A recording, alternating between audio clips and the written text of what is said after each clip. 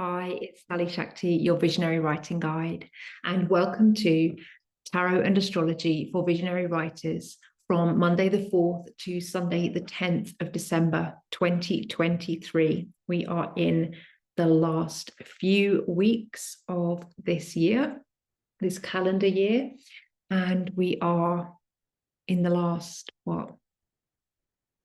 3 weeks before we make the shift from Samhain season to Yule season, really deepening into the darkness of this half of the year if you are in the Northern Hemisphere. So this week, I would love to talk to you about what I'm calling the Sagittarius shift. So the energy, that shift in frequency that you might be experiencing since the sun has moved into Sagittarius from Scorpio, where we were deep in the depths of our emotional well, or the cauldron that I was talking about in recent videos.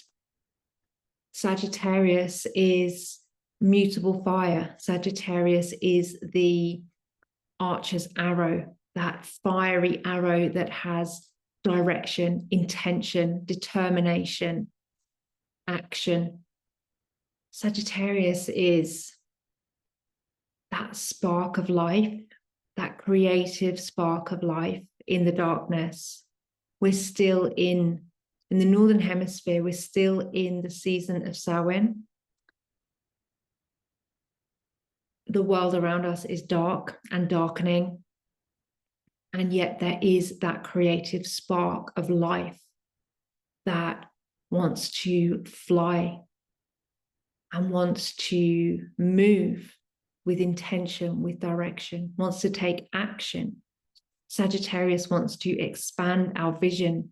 This is a really potent and powerful time for visionary writers and creatives, for the visioning part of our practice, the receiving and putting those visions into creative action. In fact, I think that's really the theme of this week. This week we have Venus moving into Scorpio. Venus in Scorpio is that Lilith energy of the divine feminine, of the goddess of love, sexuality, self-worth, self-respect. Lilith in this aspect is the dark side of our desire. What is it that we desire from the depths of our psyche that we have been perhaps conditioned to reject in ourselves? Conditioned to reject because those desires seem to be taboo, whether that is to do with wealth or money or sexuality or being visible, being seen, following your passions. Venus in Scorpio will, I think, support us to follow our passions, our deepest desires, even where those desires have seemed unsupportable or undesirable. So how many times have we wanted something, desired something, and not moved towards it because we believed that we didn't deserve it, or that it wasn't for us, or that it wasn't appropriate to desire that thing? Well, with Venus in Scorpio, in the aspect of Lilith, I believe, the dark goddess of sexuality and desire, of real self-worth and self-determination, Lilith does not allow herself to submit. She will not lie beneath Adam.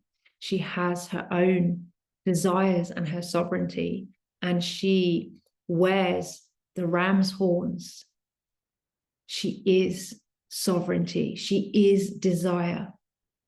And I think that with Venus moving into Scorpio, taking on that aspect of Lilith, whilst we have the sun in Sagittarius, we'll also have the Sagittarius New Moon coming up next week. So we'll have both the sun and the moon in Sagittarius. Before the moon moves into Sagittarius, the moon will be close to Venus, and let's see, probably, conjunct Venus at the end of this week on Saturday and Sunday. So the moon and Venus are going to come together. They're going to have connection. They're going to have interaction.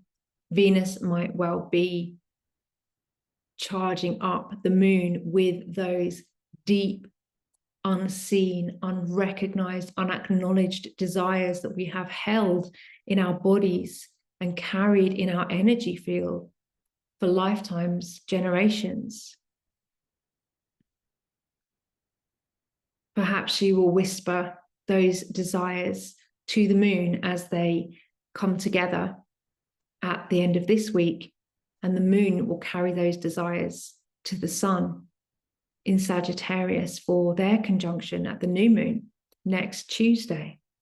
How then will we carry those desires forward? How then will we ignite that spark of creativity, of life force, of life-giving energy, of passion, of Kundalini? Because although this is the season of darkness in the Northern Hemisphere, this is Samhain, let's also remember that in the Southern Hemisphere, we're on the opposite axis of the wheel. So it's Beltane. It is the time of creative desire and fertility. And that spark of life happens in the darkness. It is that fertile spark that gives creation to new energies, new ideas, new possibilities from the fertile void of darkness, from limitless possibility. We call and shape and imagine and intention and create new forms, new possibilities into being, especially in our practice and processes as visionary writers and creatives. That is what we are here for.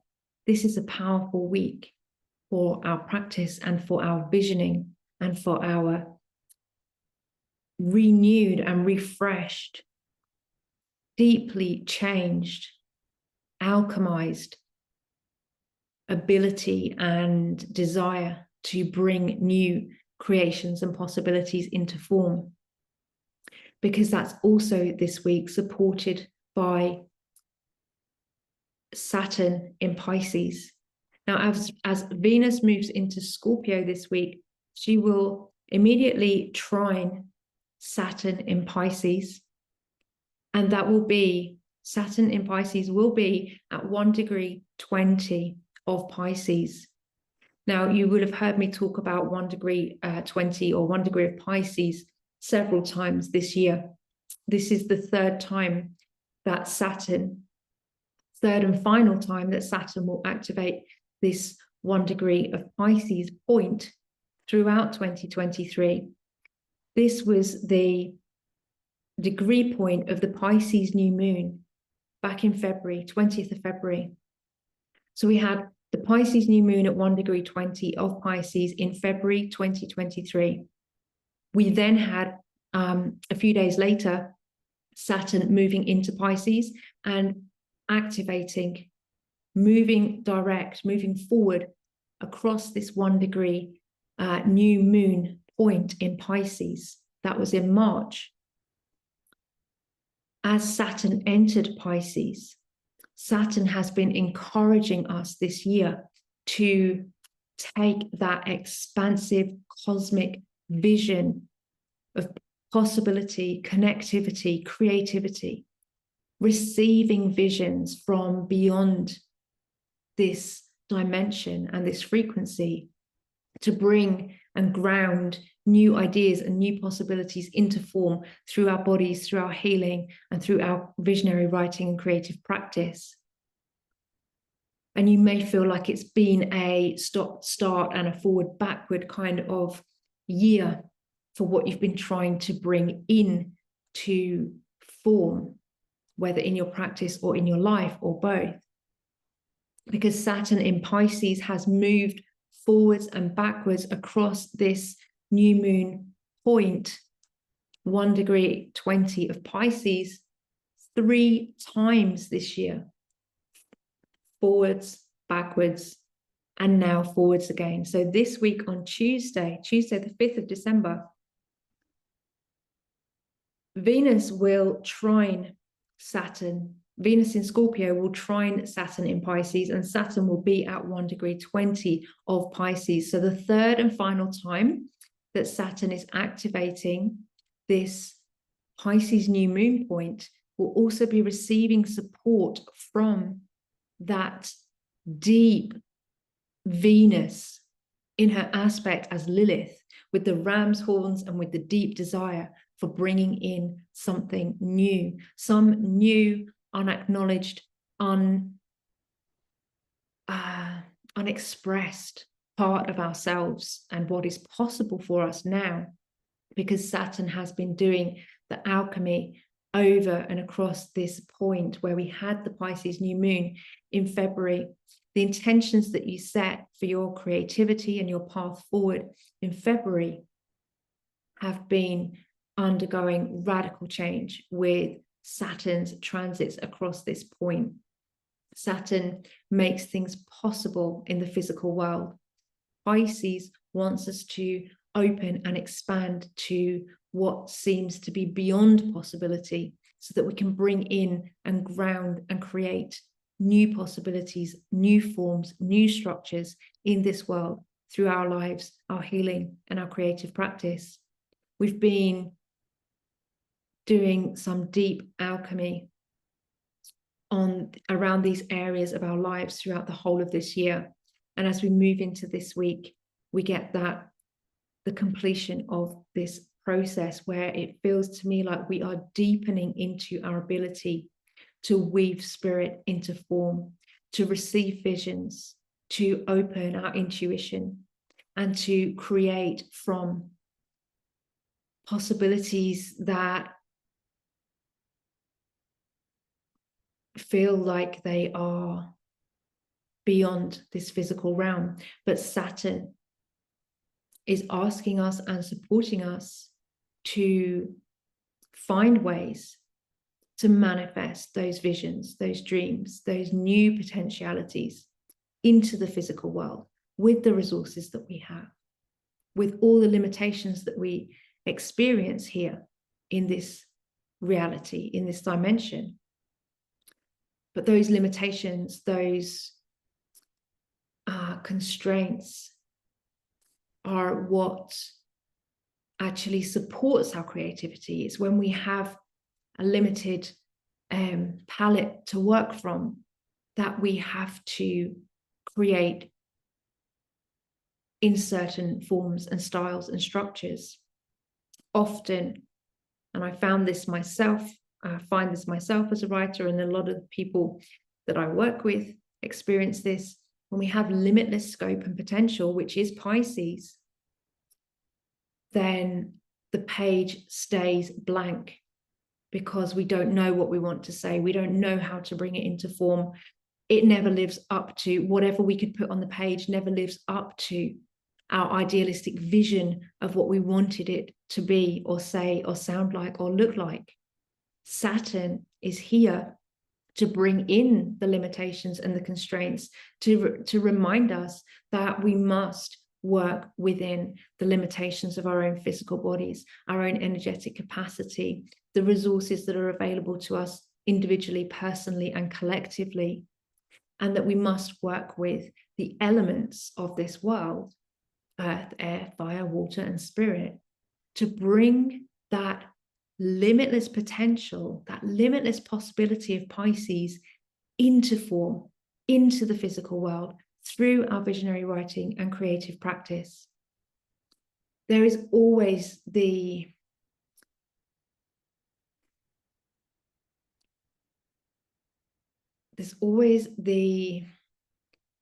temptation of perfectionism, not to put the words on the page, not to put the paint on the canvas, because Pisces invites us to dream bigger and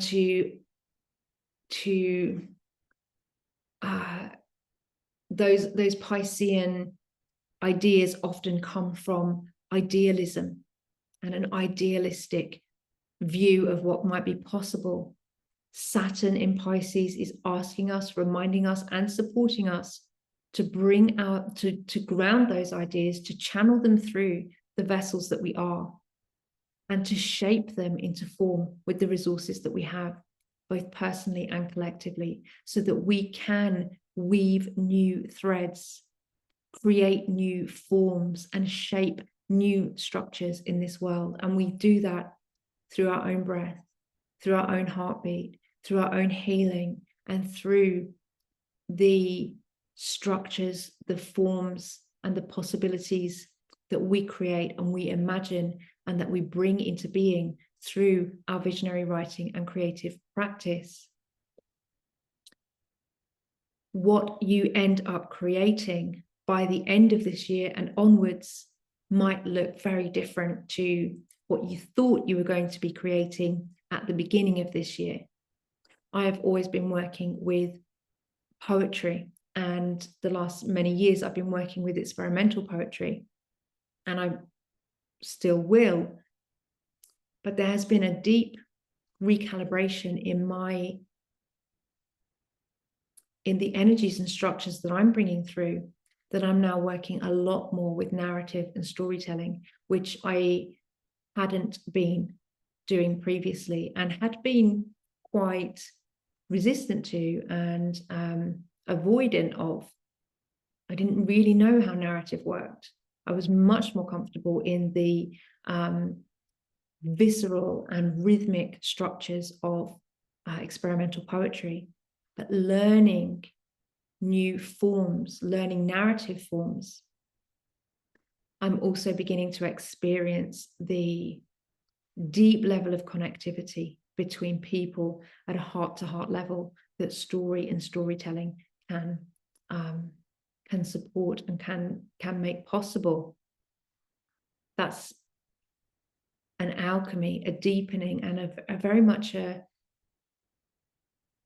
unexpected new trajectory for me in terms of what I am creating and the structures and the forms that I'm bringing through my physical vessel with the resources that I have access to share with others, and to therefore be an active participant in the co-creation of new forms and structures in this world. I could possibly go off on a tangent about writing and AI at this point, but just to say that as we stand currently, AI is an aspect of our reality. My belief is that it's a plagiaristic device. It draws from human creativity, and it recreates texts without necessarily the light and the spark of human spirit and intention and heart and creativity. But there is also the possibility that as we, as conscious creators, as visionary writers and creatives, shift the baseline of the pool of available texts that feed the collective cultural narrative. Every story we tell, every poem we write, every piece of content that we create puts a new possibility into the collective. And so the more that we continue to create, the more we feed the AI structures, which grow exponentially with new possibilities for new forms. I don't believe that AI can replicate or should replicate what we do as visionary writers and creatives. But I do feel that for many reasons, it's our responsibility to keep telling our stories, sharing our passions, sharing our poems, whatever the form is that you're creating in, because that puts your voice out there. It puts your frequency out there, it puts your energy out there, your heart and soul. And it means that we're shifting the structure, the baseline structure of the collective. We can think about the weaving of the web of weird, the collective vibrational frequency that underlies everything. And I do believe that language plays a very powerful and magical and intentional and integral part of that. Language is sound, language is vibration, language is frequency. Our thoughts, our words, our feelings, our writing, our creativity is all part of the structure of the whole. What we create changes us from the inside out. And when we bring those new possibilities into form through our bodies as vessels and through the resources that we have access to as visionary writers and creatives, we change the underlying structure of our own physiology, our own healing, our own frequency, and therefore we participate in changing the collective frequency and consciousness of the whole. And the final astrological aspect that I believe is supporting us on this path, on our path as visionary writers and creatives this week, is that Jupiter will have several interactions this week. So starting on Monday, Jupiter will trine the moon, Jupiter in Taurus, trining the moon in Scorpio, followed by, next interaction, trining Mercury. Where's Mercury? So that will be, where's the moon going to be? No, moon's in Virgo, sorry about that. So moon in Virgo trining Jupiter in Taurus. This is the earth signs trine. Then Mercury in Capricorn trining Jupiter in Taurus on Friday, followed by moon and Jupiter opposition when the moon moves into Scorpios, when the moon moves into Scorpio and will oppose Jupiter in Taurus. And the final interaction will be an opposition to Venus, with Venus in Scorpio and Jupiter in Taurus. Jupiter is going to be interacting with Moon, Mercury, and Venus this week. So Venus in her aspect as Lilith, she is going to be digging down into our deep desires to show us what we truly desire, that we have repressed or suppressed in ourselves. The moon is going to be traveling and taking those desires to the sun at the time of the Sagittarius New Moon, so that we can shoot that arrow of our desire and create the spark of life to move us forward out from the dark season into the new cycle of life that we are creating. Jupiter's going to be supported and be supportive this week. And so that energy of abundance is part of the frequency, and that energy of expansion. Jupiter also is the ruler of Sagittarius. So this energy of expansion, of purpose, of our own intentional expansion is part of the energy of this week as we are moving towards the Sagittarius New Moon, and moving towards as well Jupiter stationing direct on the last day of the year at 5 degrees of Taurus, which is the recent Taurus eclipse point, and is also the point that Mercury has activated earlier in this year, when both Mercury and Jupiter have had retrogrades that have activated that 5-degree Taurus point. So again, 5 degrees of Taurus is being activated multiple times this year, just like 1 degree of Pisces. So you can think back to the intentions that you set at the Pisces new moon in February. You can also look at, in your birth chart, where is 1 degree of Pisces? What's happening at 1 degree of Pisces for you in your birth chart? Because that house and any planets or points that you have around that location or at that location will also have been activated for you multiple times this year. The same with 5 degrees of Taurus. With Jupiter in Taurus being activated several times this week, whilst we also have this strong invitation from Saturn in Pisces to bring possibilities into form, but to also recognize that the physicality of our beingness in this dimension is part of what makes things possible. It's part of what makes things possible in this real world. So as I was saying, Pisces wants us to get lost in the dream and the idealism and everything that is infinitely possible.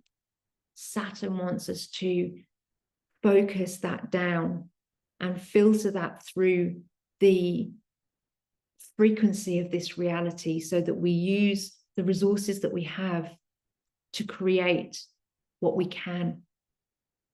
And in such a way, we restructure our own bodies from the inside out, and we become active participants in the collective restructuring of the whole. I often talk about writing the book that you're writing, or the book that you're working on is working on you at the same time. The book that you're working on is also simultaneously working on you. Because as we bring our ideas into form, we have to bring them through that birth canal. We have to bring them through that filter into what is possible in this material world. That is what gives them shape. That is what gives them structure. And we do that. We do that as visionary writers and creators and creatives, and as human beings. We do that by bringing that frequency of possibility through our bodies and manifesting it in the world through our creative practice. Jupiter is supporting us with that this week as Jupiter receives multiple interactions, because Jupiter in Taurus, in the earth sign of Taurus, is also asking us to look at our physical resources, what we have access to, what we how we value ourselves, how we obtain and sustain our resources physically, and how we practically utilize those resources to create. And what we're creating is that Sagittarius intention, deeply informed by Venus as Lilith in Scorpio, asking us to draw up from our deep, perhaps deeply repressed and suppressed desires to create what Pisces has always been whispering to us is possible.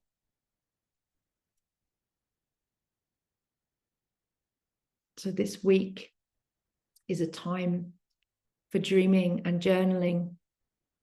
I must mention as well that Neptune goes direct this week. Again, Neptune brings us into that Pisces energy. Neptune direct is going to, again, help us to focus that Pisces energy of infinite possibility and union and oneness.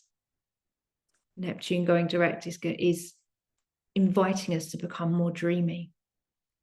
But Saturn is also there, reactivating that Pisces new moon point and reminding us of the imperative to create with what we have, even if we think that we don't have enough. How can we, with Jupiter on our side in Taurus, how can we recognize what we have and utilize what we have to bring new forms, new structures, and new creative possibilities into being that only you can manifest through your visioning, your body, and your visionary writing and creative practice. So I think that's all the things that I would like to speak about astrologically this week. And I just realized that I literally don't have my tarot deck beside me, which is unusual. My tarot deck does live on my desk usually, and I do have more than one in different places.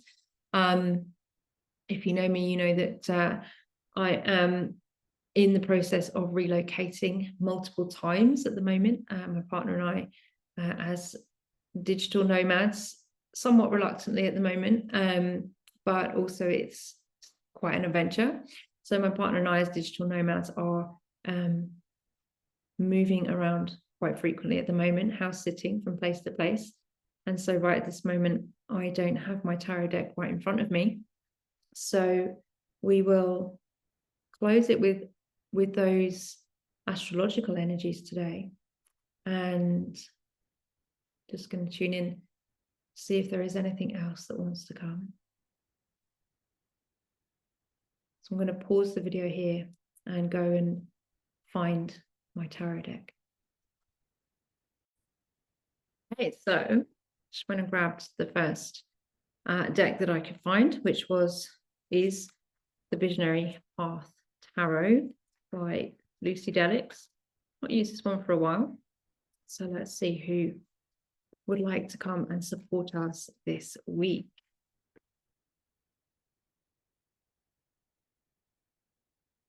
King of Swords. Beautiful black and white line illustrations in this deck. This was the first deck that I bought, and I am quite drawn to black and white line illustrated decks. One of my other favorites is the black and white line version of the Waite-Smith tarot that I use quite often. So here we have the King of Swords. We've had the King of Swords a few times recently, haven't we? And he's really asking us to maintain our boundaries. I feel like in relation to what we've been speaking about this week, King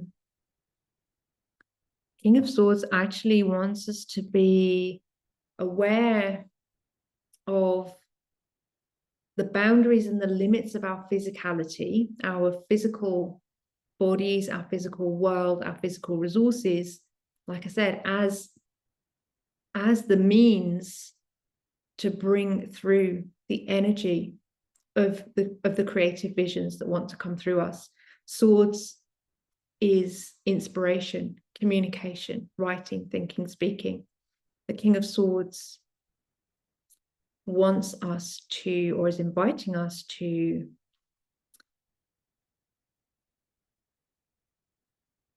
pay attention to the boundaries of our physical reality so that we can become the vessel of creative expansion and creative possibility.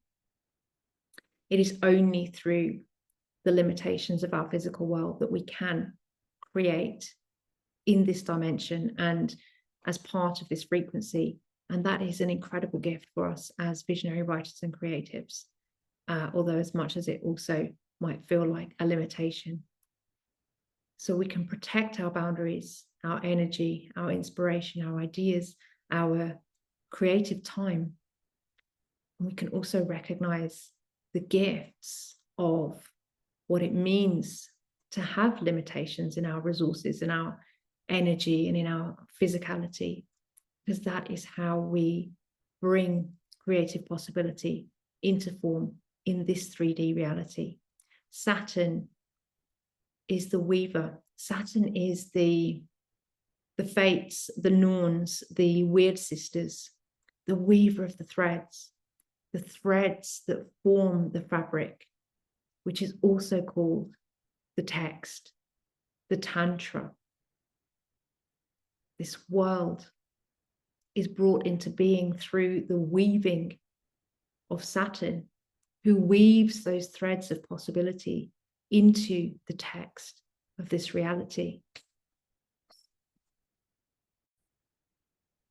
Saturn is the weaver, and she's the reaper, the one who weaves the threads together to create the text, the fabric, the web of this world. And the one with the scissors, the scythe, who cuts those threads when it is time for an ending, a breaking of karma, or an ending of a cycle. Saturn is the energy of those cycles of time and energy and reality and resources. She brings things into being in this physical world. She weaves that web, and then she cuts the threads when it is time to end. She is the energy that governs our use of resources and our time on this earth and our energy in this physical reality. And she wants us, she's inviting us now to weave new forms and structures as part of this web, because we are co-creators. We are active participants in co-creating the web of our own lives and of the collective as we move and act in this world and as we create. So Saturn's invitation is to draw in the vision from Pisces, the infinite vision of possibility that Pisces opens up for us, and to utilize the resources that we have, because our resources are not infinite. Our time here is not infinite. Our energy is not infinite, but it can and does give us the opportunity and the invitation to shape our creations and to make positive impact as we take action in this world. And that is the energy of this Sagittarius fire that we are moving into with the Sagittarius New Moon. So there is a lot of energy supporting our renewed, alchemically transformed ability to receive a creative vision and to bring that into form through the limited resources that we have, the limited time, the limited energy that we have whilst we are here.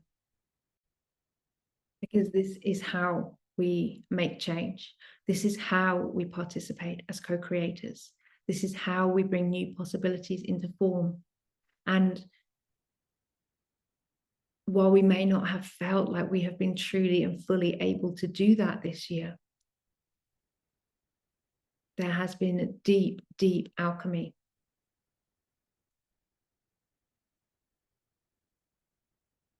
That we have been experiencing, the deep, deep alchemy, transforming our capacity, our desire, and the form that our creative transformation will take, that our creative participation will take. This week, we are being deeply supported as visionary writers and creatives to call in new forms and new possibilities, and to share those through the vessels of our bodies and our creative practice and process. And the King of Swords reminds us to hold our boundaries, to honor our resources, and to receive the inspiration and the intuition that are cosmically available to us now. So thank you so much for being here with me today.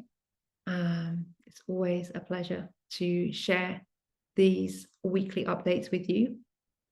I can share also that I am now in the process of starting my recordings and interviews for next year's season. I'm really, really excited that we've got some great conversations coming up. Please come and connect with me on social media at Writing Thriving, Facebook and Instagram.